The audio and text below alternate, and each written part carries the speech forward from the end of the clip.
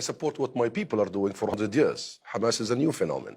I support my people's readiness to put up the fight against the injustice. I support this heroic scenes of our youth everywhere, in Jerusalem, in Ramallah, in Nablus, in Gaza. Aren't they replacing the authority that you actually are appointed by? Krishna, this isn't a Palestinian fight. Don't frame it this way. This is a struggle between the Palestinian people and a state that is harboring terrorism, that is Israel, a state that has occupied our land for all these years.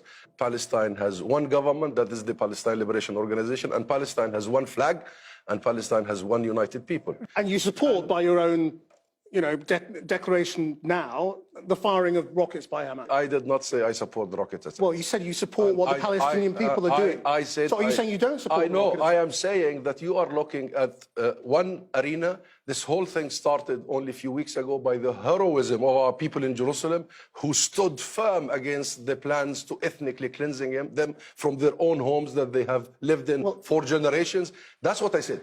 All what I'm saying is that Israel besieges people in Gaza, Krishnan, for the last 15 years. I was born in Gaza. I know these families, these faces. I know who was killed. I called my sister only 2 nights ago, and she, there were sounds around her. I said, what are you doing? She said, my 6 children are with me in the same bed. They're sleeping here. I said, why? But you have to address she said, if we're killed, we want to die all together. I know you condemn Israel. What do you expect from a people who are bombarded continuously, besieged for the last 15 years? What do you think is the effect on the likelihood of peaceful negotiation of sending thousands of rockets into Israel? What do you think is the political effect of that? The effect of the provocation that has led to the situation is the question to be asked. Who provoked all this?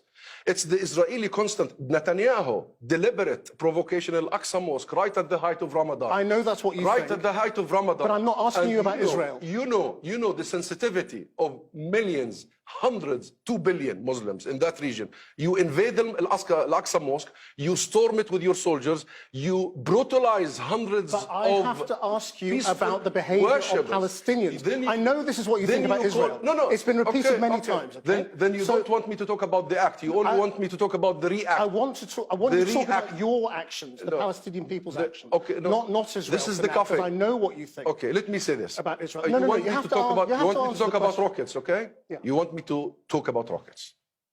We accept international law in full, Krishna, in full.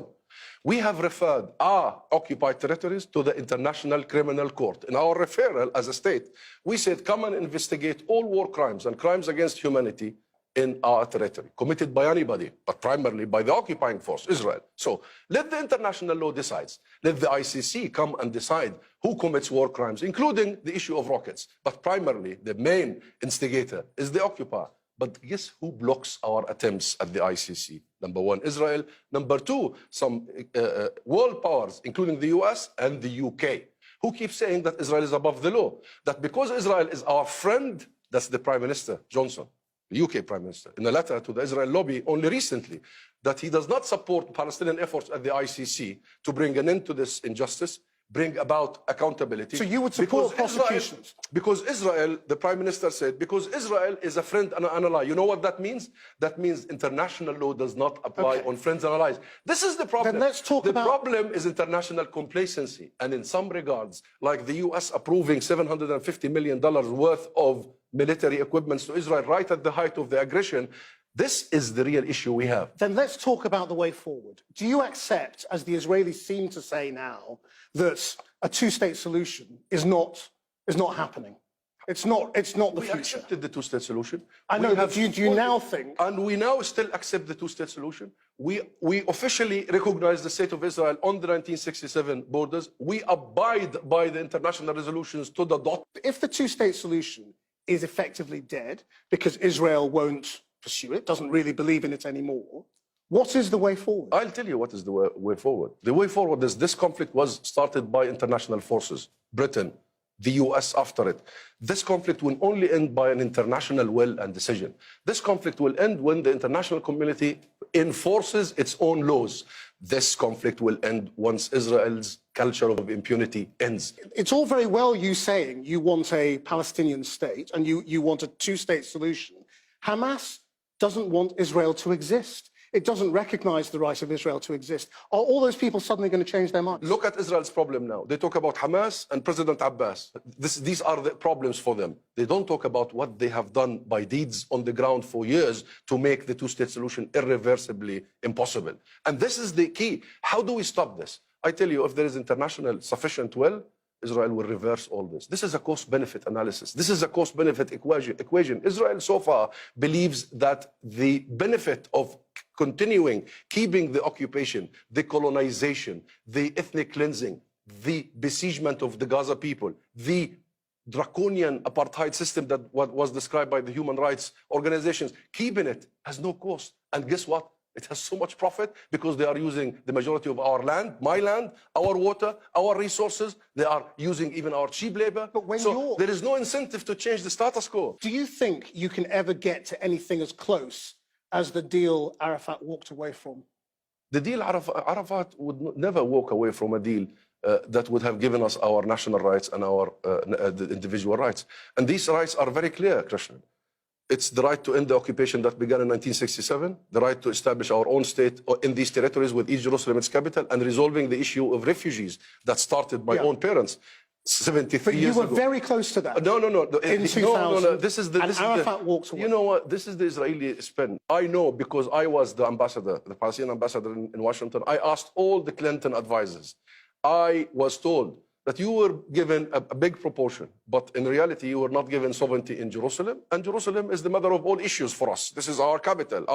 This is the Palestinian DNA, Jerusalem. And of course, we rejected it. And we will reject it again. And this is what the world needs to understand. Our offer for a two-state solution was never a Palestinian demand. Our offer was a Palestinian concession. We accepted the international requirement upon us, and that was the maximum we could have offered Israel, and the minimum we could have accepted. We will not accept less than this. We want, even 100 years from now, the Palestinians realize that this two-state solution, unfair it was, compromising on us it was, is the absolute minimum we could accept. I put last night to the Israeli ambassador that it was also Israel's responsibility that Israelis are dead in the last 10 days.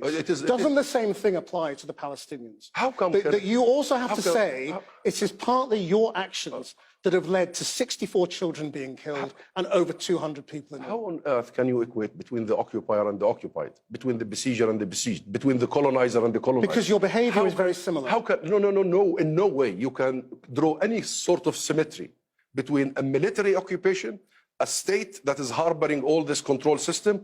It's the fourth strongest army on earth. It has nuclear capability like no one else. It has the full support of the US in any case, unconditionally, and between a besieged, occupied people who are trying just to have their voices heard.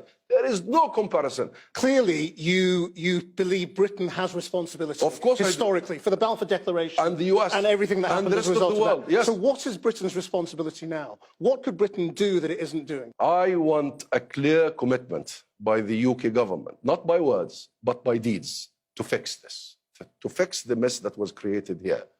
Number one, the recognition of the state of Palestine. What are they waiting for? This is long overdue. This is our right and their obligation. Number two, enforce your law. The UK law, which clearly stipulates that exporting guns and weapons, arms to a country that violates human rights is illegal under your law, let alone international law.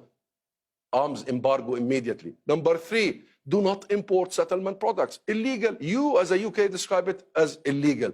Number four, in the meantime, allow us to use international mechanisms like the ICC to bring accountability, to stop Israel from war crimes, to have a deterrence. Don't block us. Number five, and finally, push with us for an international momentum to implement international resolutions, not negotiate them.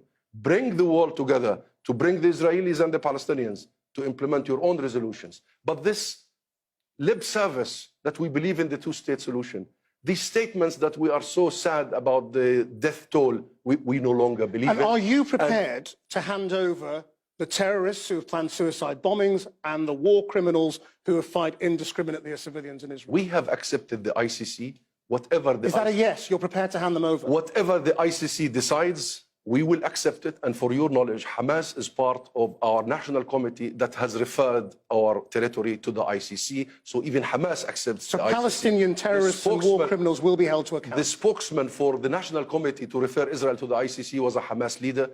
The entire Palestinian people want to bring an end to the culture of impunity, to Israel being above the law, to getting away with murder in a daily basis, not only these days, by the way. So we want the full enforcement of international law, and we will accept it upon ourselves before we accept it on others. Ambassador, thank you very much.